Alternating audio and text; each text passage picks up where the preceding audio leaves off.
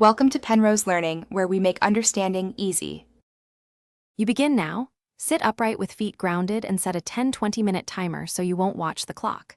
Close your eyes or soften your gaze and choose one anchor, breath at the nostrils, or the subtle beat of your heart. Once chosen, take 3 slow inhales and exhales to settle the body. Make sure your hands are relaxed. This early commitment creates a clear frame. It reduces drift and prepares you to direct attention deliberately. Once settled, keep attention on that single anchor and notice the quality of each breath. You can count. Inhale equals 1, exhale equals 2, or briefly label interruptions as thinking or feeling. This gives the mind a simple job and prevents escalation. When distraction arises, acknowledge it without judgment and guide attention back. Gentle redirection trains neural pathways for steadier focus.